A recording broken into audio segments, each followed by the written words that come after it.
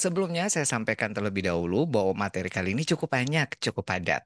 Jadi nanti saya akan ngomong ngocol terus gitu ya. Dianggap kayak cerita. Tapi saya pikir ini nggak agak berat, tapi saya coba dengan cara yang mudah dimengerti dan harapannya bisa relate. Nah, ya, karena saya pengalamannya di rumah sakit. Terima kasih. Assalamualaikum warahmatullahi wabarakatuh. Dan kali ini kita akan bahas materi dengan judul Patient Flow in Emergency Department. Kalau bahasa Indonesianya bilang ini apakah alur pasien, Dok? No, ini lebih kepada laju pasien. Laju itu kecepatan, ibaratnya bilang gitu ya. Di Departemen Emergency. Untuk Bapak Ibu yang baru pertama kali ikut bergabung, nama saya Dr. Rusdi. Saya adalah dokter yang konsentrasinya di manajemen rumah sakit dan juga dokter yang peduli terhadap kualitas layanan bermutu bagus dan berkonsentrasi pada keselamatan pasien. Nah, kita lihat dulu. Kalau kita di perjalanan tuh kan pengennya yang smooth trafficnya ya. Yang kayak begini bolehlah mobilnya banyak. Tapi asal jalan terus, jangan berhenti-berhenti. Kemarin saya barusan aja dari Jakarta ya. Saya bandingkan dengan Singapura ya ampun bedanya itu jauh dah. Bumi dan langit. Traffic flow-nya ya. Saya juga sampai kasihan gitu dengan dokter, perawat di Jakarta gitu ya. Udah di rumah sakit tuh kerjaan stres, banyak pikiran, tekanan besar. Di jalan mau berangkat dan pulang juga masih aduh menemui banyak kendala ya. Nah, apa sih sebenarnya yang menyebabkan heavy traffic jam? Nah, ada kalanya benar-benar macet-macet yang parah banget ya. Ini sampai jadi macet parah aja bisa jadi sampai berita ya. Di beberapa kota gara-gara kemacetan parah sampai jadi berita. Nah, sebenarnya kita mau tanya nih di Singapura itu kok enggak ya? Apa sih yang nyebabin traffic jam ini ya? Kenapa kok Jakarta ibu kota ya orang pinter tumplek blek di Jakarta semua, kok nggak bisa? Gimana coba? Apalagi kita mau nyelesaikan di kota-kota lain kan pusatnya kebijakan, pusatnya policy. Kalau mereka nggak bisa menyelesaikan masalah di kotanya sendiri, ya gimana? Nanti kita akan belajar, ambil suatu pelajaran, lesson learn-nya, ya. Nah, kalau kita cari tahu apa yang menyebabkan traffic jam, macet ini. Nah, ternyata ditelisik para ahli itu bilang, ya, sebenarnya yang menyebabkan macet tuh bisa beberapa hal. Di antaranya bisa karena banyaknya kendaraan yang meningkat ya, volume kendaraannya banyak ya. Jadi kalau mau nurunkan kemacetan ya turunin jumlah kendaraannya, dia bilang gitu ya. Kemudian yang kedua mungkin karena cuaca, bisa karena hujan, banjir, kondisi cuaca lainnya jalannya jadi rusak, perbaikan infrastrukturnya dan segala macam. Di Singapura juga ada perbaikan jalan dan segala macam, tapi ya nggak macet ya. Mungkin karena jumlah kendaraannya, tapi kendaraannya juga banyak ya. Atau juga yang ketiga, poor driving habits. Nah, ada kebiasaan-kebiasaan berkendara yang buruk, baik itu nyetir megang HP sambil makan dan lain sebagainya yang ada ya driving habitsnya yang berkendara motor, emak-emak dan segala macam ya. Dan juga jangan lupa ada memang bottleneck. Bottleneck itu yang membuat hambatan istilahnya di mana jalan di laju lalu lintas itu jadi melambat seperti ada gerbang tol, titik persimpangan ya, perempatan, pertigaan, ada perbaikan, kecelakaan dan lain-lain. Ini menyebabkan traffic jam di suatu jalan ya. Yang jelas, kalau traffic lancar, itu menyenangkan perjalanannya ya. Kalau kita mau Indonesia mau medical tourism, ya perbaiki dulu jalannya, Bapak Ibu. Nggak bisa Indonesia itu mau medical tourism. Orang mau nyampe ke rumah sakit aja harus berjam-jam berkeluh kesah gitu ya. Belum sampai udah ya capek duluan. Itu udah termasuk akses ke rumah sakit juga jadi berat ya. Nah, kalau heavy traffic jam itu kalau misalnya kendaraan jumlahnya pada umumnya sama, kemudian juga cuacanya juga bagus, kemudian juga nggak ada perbaikan jalan, mungkin penyebabnya ya karena ada bottleneck, ada yang menyempit, ada yang lama, ada yang bikin ini harus satu-satu, nggak bisa jalan semuanya. Nah, bisa jadi inilah penyebabnya. Nah, Indonesia tuh Kemacetan pernah horor loh. yang terjadi di simpang jalan usai gerbang keluar tol di Brebes Timur. Kemacetan itu biasa dikenal dengan tragedi Brebes Exit alias Brexit. Pada tahun 2016, jalan tol Trans Jawa pertama kali dibuka hingga Brebes Timur. Dengan tol baru ini, jarak Jakarta hingga Brebes bisa ditempuh hanya dengan waktu 4 jam perjalanan. Hal ini tentu menjadi magnet bagi para pemudik untuk merasakan jalan baru itu, guys. Bahkan saking panjangnya kemacetan itu, waktu tempuh Cirebon Semarang yang biasa hanya memakan waktu 3 jam saja, saat tragedi ini memakan waktu hingga 35 jam. Parahnya lagi, untuk maju sejauh 100 meter saja dibutuhkan waktu berjam-jam. Dari tragedi kemacetan parah ini, tercatat 17 orang meninggal dunia karena mengalami stres dan kelelahan. Bagaimana menurut kalian? Nah, sekarang ditanya ini sama orang awam, gimana nih menurut Bapak Ibu, bisa nggak sih gara-gara macet orang bisa meninggoy?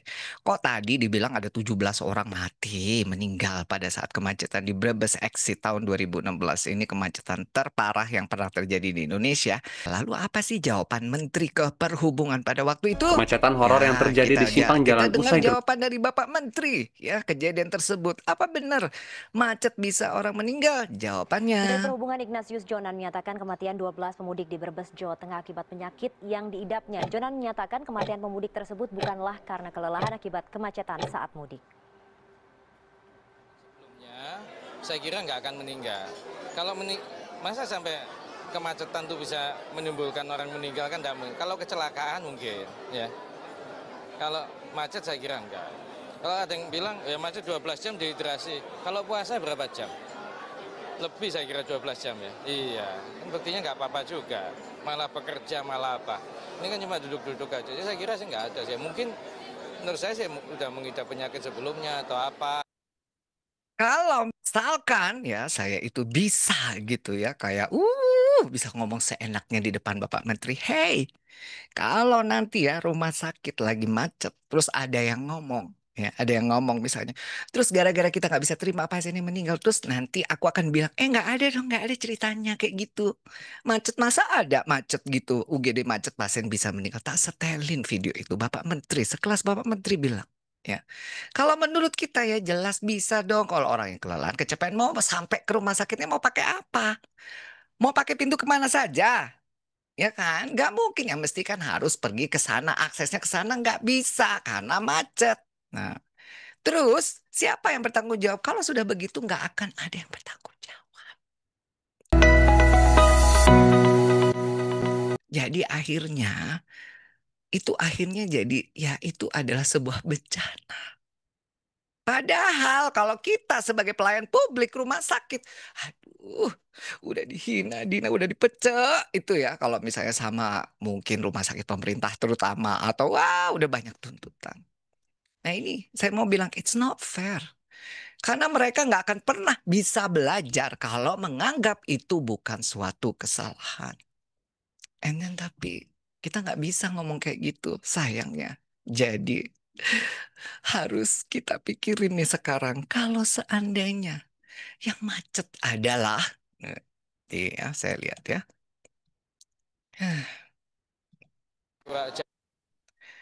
Yang macet adalah, nah Bapak Ibu harus kenal dulu namanya patient journey. Ada loh istilah patient journey itu perjalanannya pasien. Pasien itu ternyata di rumah sakit itu jalan-jalan memang ya jalan.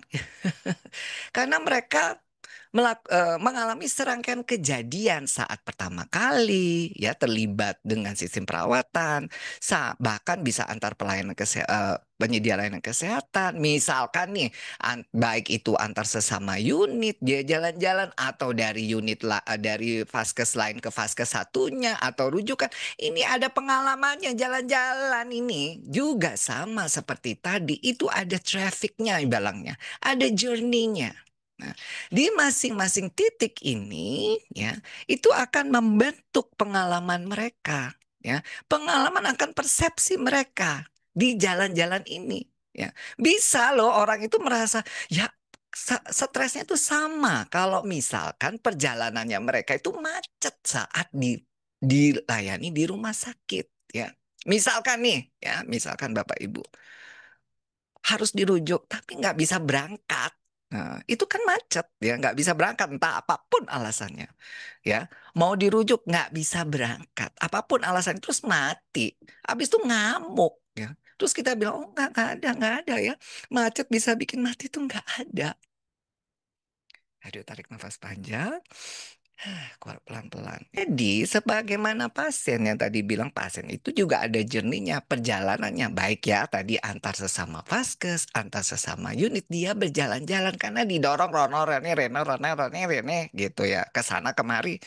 Nah, tapi juga mereka bisa mengalami kemacetan, patient flow-nya, lajunya ini melambat. Yang bagus, pasien boleh banyak tapi lancar kayak di Singapura tadi. Lancar ya, tapi kalau macet cet cet cet cet cet cet gini, ya ini beresiko Bapak Ibu, pasti ada resikonya. Ya sama seperti tadi ya, macet bisa mati, Mak, bisa Bapak Ibu. Cuma masalahnya kita disorot, orang-orang akan menyoroti kita. Bedanya begitu, sementara yang di Bebas Exit nggak ada, karena kita nggak punya power. Ya, untuk memaksa mereka belajar apa sih kesalahan yang terjadi di Brebes Exit tahun 2016 lalu. Nah, kalau kita mau bilang sekarang itu patient experience itu penting, penting banget. Sekarang udah zamannya bukan kepuasan pasien lagi, tapi pengalamannya pasien. Nah, kalau misalnya Bapak Ibu ini ibarat journey pasien tuh mau datang ke rumah sakit atau mau mendapatkan yang di rumah sakit itu, kemudian dia mengalami kemacetan ya yang bikin stres. Kira-kira kita tuh mau ngasih pengalaman apa sih? Apa mau pengalaman positif, apa pengalaman negatif, atau nggak pernah terpikir sebelumnya? Kira-kira Bapak Ibu mau ngasih pengalaman apa pada saat mereka jalan-jalan di rumah sakit ini ya? Baik itu antar unit atau antar vaskes atau mungkin ya selama mendapatkan layanan. Itu kira-kira kalau kita mereka berjalan-jalan, journey ya. Journey pada saat mereka mendapatkan pelayanan, Bapak Ibu tuh mau ngasih pengalaman yang bagaimana? Yang positif apa yang negatif? Atau nggak pernah kepikiran sebelumnya? Ya sudahlah dok, dia punya pengalaman apa ya terserahlah. Kira-kira Bapak Ibu mau kasih pengalaman yang bagaimana? Silakan tulis di kolom chat. Ya, pasti kita mau akan ngomong pengalaman yang positif dong ya. Harus. Mau seberat apapun pasiennya, pasti kita ngasih pengalaman positif. Kenapa pengalaman positif itu jadi penting? Ya, sekarang sekali lagi. Karena survei menemukan bahwa 90% rumah sakit percaya bahwa pengalaman pasien ini satu-satunya cara paling efektif untuk menang, ya, unggul dari para kompetitor kita, dari para pesaing kita. Ini saya baru dapat kabar, ada rumah sakit di Surabaya. Rumah sakitnya nama Rumah Sakit Eka Chandra Rini. Bagus. Wow, mewah rumah sakitnya bikinannya Pemkot Surabaya. Tapi baru berapa bulan nih katanya diprediksi mangkrak, bukan mangkrak ya, merugi sekian banyak, targetnya itu 105 miliar. Tapi baru sampai beberapa bulan cuma dapat 3,5 miliar, sampai akhirnya pemerintah itu bilang, udah deh nggak usah bangun rumah sakit lagi, dia bilang gitu. Ya karena mau sebagus apapun bentuk bangunannya, udah mewah-mewah ya, mewah banget rumah sakit itu. Mohon maaf, ini saya nggak kritisi ya. Ini cerita, Bapak Ibu bisa googling Rumah Sakit Eka Chandra ini pemerintah. Bagus banget tempatnya, keren. Tapi ternyata yang nggak mampu menarik minatnya pasiennya. Kenapa? Ya karena pengalamannya mungkin biasa-biasa aja. Meskipun tuh kayaknya bagus, mungkin yang bikin masalah journey-nya, pengalamannya. Karena yang paling bisa membedakan dengan kompetitor lain itu adalah cerita apa dari mulut pasien yang apa mendapatkan pelayanan di rumah sakit tersebut. Ya, jadi akhirnya sampai pemerintah bilang, udah deh berhenti bikin rumah sakit lagi karena rumah sakit ini merugi. Nah, sayang banget kan. Nah, jadi ini sekarang penting, penting sekali ya. Jadi kalau misalnya saya promosi, saya dokter yang bagus, saya dokter yang pintar. Atau rumah sakit kami bagus, pelayanan kita bagus ya. UGD kita keren. Waduh, kita punya alat baru. Sebenarnya itu kurang powerful dibandingkan cerita pasiennya sendiri. Itulah yang diceritain pengalamannya. Itu jauh lebih powerful. Makanya cerita pengalaman yang negatif ya terhadap layanan rumah sakit kita bisa dengan cepat, hanya dalam waktu cepat singkat di media sosial tuh image rumah sakit itu jadi turun. Nah, kalau sekarang ini saya melihat image rumah sakit itu, aduh, Sedih ya, sedih nggak? Bapak Ibu sedih nggak? Saya aja sedih gitu ya. Makanya tapi kita kan harus tetap semangat, harus tetap optimis. Apalagi kayak nggak nyambung gitu loh, mau medical tourism yang katanya harus begini begitu. Tapi sementara untuk layanan kita, untuk orang-orang sekitar kita aja masih banyak perlu perbaikan. Udah ya, jadi nggak apa-apa ya Bapak Ibu. Oke. Alright. Nah, sekarang kita lihat ya Bapak Ibu. Nih, mau berobat kemana? Ke Malaysia aja. Lebih dekat, lebih terjangkau. Ini loh sampai Malaysia bikin begini Bapak Ibu. Dan ini di sebelahnya Departemen Kesehatan. Ya, sebelahnya Departemen Kesehatan di Jakarta. Ini kok berani bikin spanduk begini. Bapak Ibu. Tuh, ini kan seperti kayak ya ampun. Ya, gimana coba? Tapi emang bener bagus di itu bagus dia nggak ngecap, ya nggak macet di sana juga nggak banyak antrian. Saya juga bawa pasien-pasien ke sana itu senang, harganya itu juga so-so. Tapi yang pasien VIP ya. Nah, waktu pengalaman saya pasien cerita itu sendiri juga sangat waduh pengalamannya positif. Bahkan saya pernah bawa pasien ke sana itu dia sampai berani ngajakkan orang-orang teman-temannya itu berobatnya ke Malaysia aja. Bahkan ayo deh aku anter. Sampai kayak begitu saking dia bilang amaze-nya dengan layanan di sana. Bahkan ya kalau daerah-daerah seperti maaf ya bener nggak sih ini cerita saya kan orang Jawa ya. Kalau di Sumatera sebagian atau di Kalimantan itu trennya udah belum aja turun tuh untuk berangkat ke luar negeri ya ke Malaysia. Jadi yang punya duit ke sana. Nah, ini ratusan triliun menguap karena berobat ke luar negeri. Even yang di Surabaya, yang rumah sakitnya bagus, itu tidak menarik untuk orang-orang kayak Surabaya. Ya, pergilah keluar luar ini. Oh, saya aja ini juga baru aja pulang dari sana. Nanti mau berangkat lagi permintaan ke sana kan nggak bisa tolak pasiennya yang minta. Nah, ini dia bilang nih Pak Jokowi ini menyebabkan masyarakat berobat ke luar negeri karena pelayanan lebih lengkap, kecewa dengan pelayanan di Indonesia dan testimoni kepuasan lebih banyak dari luar negeri. Sementara berita-berita yang kita dengar di rumah sakit kita itu, aduh, beritanya kok ketutup gitu loh ya. Yang testimoni yang puas-puas itu ketutup gitu loh. Jadi ini kehilangan 180 triliun ya. Warga kita tidak mau berobat ke dalam negeri. Nah, ini dibilang sedih, sedih ya, sedih. Mau sebagus apapun rumah sakitnya, kalau mereka udah nggak mau ya testimoni itu buruk-buruk, ya nggak mau.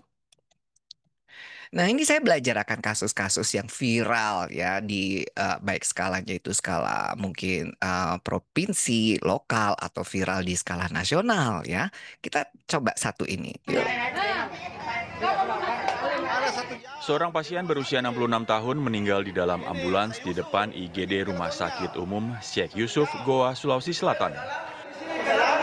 Dalam rekaman amatir yang viral di media sosial, keluarga menyatakan pasien yang merupakan rujukan Puskesmas Parangloe menunggu selama 1 jam di depan IGD namun tidak mendapatkan pelayanan. Padahal kondisi pasien sudah dalam kondisi kritis atau berada di tingkat kesadaran atau GCS 3. Boleh tulis di kolom chat. Apa sih yang nyebabin pasien meninggal di ambulan? Ambulannya depan rumah sakit lagi, depan UGD. Apakah A karena bed UGD-nya penuh? Ya. Apakah B karena memang sudah takdir? Atau C karena bukan keduanya? Nggak tahu nih apa sebabnya. Ya kalau orang mau tanya dihubung-hubungkan pasti kalau orang awam ya gara-gara apa nih kok meninggal di ambulan aja kok jadi berita. Silakan tulis di kolom chat. Karena ini salah satu yang juga akan membentuk persepsi. Ya, persepsi masyarakat akan kondisi layanan di kita. Ya, ambulannya nunggu dan ini di rumah sakitnya bednya penuh. Akhirnya nunggu 1 jam meninggal di depan IGD. Alright. Nah, kasus yang kedua adalah seperti ini, saya bacain dulu ya. Hari Kamis 12 Desember sekitar jam 11, pasien jenis kelamin perempuan dengan nama, umur, alamat, dibawa suaminya ke puskesmas. Setelah diperiksa, puskesmas tidak berani melakukan tindakan medis karena puskesmas menilai pasien tersebut harus dirujuk. Pihak puskesmas kemudian menelpon rumah sakitnya untuk konfirmasi rujuk, namun pihak rumah sakit meminta untuk menunggu sampai 2 jam. Loh, kok nunggu kok sampai 2 jam ya ke depan dengan alasan tidak ada bednya. Setelah 2 hingga 2,5 jam nunggu, pihak rumah sakit tidak juga memberi kepastian, malah telepon dari puskesmas di reject, ada lagunya ya. Pihak keluarga pasien kemudian tersulut emosi dan meminta agar pasien dibawa ke rumah sakit dengan harapan pasien mendapat pertolongan dulu. Nah, pihak puskesmas kemudian membawa pasien ke rumah sakit, namun di tengah perjalanan pasien meninggal. Nih videonya. Ya Allah. Meninggal pasien itu dengan jalan gara-gara pelayanan dari sini tidak diterima. Nggak boleh tahu dari pelayan. Ayo kita naik ke atas, ketemu Saret pun. Ini Komisi 4 DPRD-nya Ya ya. Allah. Nah, menurut Bapak Ibu, apa kita layak dipersalahkan dan dikomplain bila IGD penuh? Ya. Apakah A, iya, atau B, tidak, atau C, abstain, tidak tahu. Nah, tapi kita memang penuh, dokter. Kita tidak bisa berbuat apa-apa. Tapi ini kan nggak mau tahu, dia teriak-teriak ngamuk di rumah sakit. Ayo kita naik ke atas, mana direkturnya? Gitu ya. Nah pertanyaannya, apa kita layak diperlakukan seperti ini di depan orang banyak, dikata-katain oleh yang terhormat anggota dewan, disalahin, dikomplain karena IGD penuh. Layak nggak sih kita disalahin? Apakah iya? Apa tidak? Apa saya tidak tahu? Ya, apakah sehina itu kita ini sampai dikata-katain seperti itu? Tuh ya. Coba, tidak layakkah? Ya, gimana Bapak Ibu? Silakan tulis. Tidak, pasti kita bilang tidak dokter. Kita tidak layak dikatain seperti ini. Ya iyalah siapa ya. Tapi di satu sisi ada tuh rumah sakit yang nyari-nyari pasien yang nggak laku. Yang ini udah penuh menolak dikata-katain. Alright, nah kasus yang terakhir, kasus yang ketiga. Nah, coba lihat, dengar, perhatiin ini. Nah, Pak, sebenarnya kalau SOP penanganan kondisi kritis seperti ini, mana yang lebih baik, Pak? Melepas pasien yang kritis tersebut karena ruang ICU, ruang peralihan ya, Pak ya, setelah dioperasi tidak ada, ataukah mungkin dioperasi saja dulu dan mungkin dicek di ruang ICU atau IGD apakah ada yang sudah bisa dipindahkan ke ruang lainnya sehingga bisa dapat tempat di sana? Seperti apa, Pak? Memang gini. Kadang-kadang kita juga tidak bisa memaksakan. Tapi kalau hemat saya, kondisi darurat tidak ada rotan akar pun jadi, Mbak Caca. Artinya, seandainya tidak ada kamar ICU, sebaiknya memang kita mencari alternatif yang lain. Yang penting kondisi daruratnya ditangani dulu. Kalau menurut saya seperti itu. Berarti Pak, dengan dua hal yang tadi kita bahas, mulai dari melepas pasien kritis dan juga karena alasan IGD penuh, bisa dikatakan ada dugaan pelanggaran kah di sini? Saya belum berani mengatakan seperti itu, Mbak Caca. Nanti barangkali ada pakar-pakar yang lebih ini terkait dengan hukum kesehatan, biarlah mereka yang menilai seperti apa. Nah Pak, sebenarnya kalau SOP penanganan kondisi kritis sekarang saya mau tanya, apakah Anda setuju bila saat ini semakin kesini masyarakat netizen tuh semakin kritis? Jawab aja iya, tidak, atau abstain dari lihat pertanyaan reporter tadi. Tulis di kolom chat. Oke, ya. Silakan tulis di kolom chat. Apa benar nih saat ini tuh masyarakat netizen semakin kritis ya? Ya, tidak, abstain, tidak tahu. Iya, semakin kritis. Artinya, even kepala dinasnya aja bilang, ya saya nggak tahu Mbak, gitu ya. Itu ahli hukum kesehatan aja yang harus jawab. Nah, terus kemudian ya kalau pokoknya nggak ada akar pun, rotan pun jadi, harusnya begitu. Nah, kalau sudah seperti itu berarti kita nggak ada yang belain, Bapak Ibu. Jadi kalaupun udah dibully, dirujak sama netizen ya, dikata-katain sama anggota dewan, nggak ada yang membela. Even mungkin bahkan bisa dikata-katain, mohon maaf ya, sama kepala dinas dan segala macam. Padahal the situation is not easy gitu ya. Dibilang ya itu tadi bahwa kemacetan ini it's a problem yang Benar memang bisa membahayakan, bisa membuat orang meninggal. Tapi again ada banyak hal yang bisa menyebabkannya. Dan apakah ini semua harus dibebankan ke rumah sakit? Well, nanti kita lihat jawabannya ya, Bapak Ibu.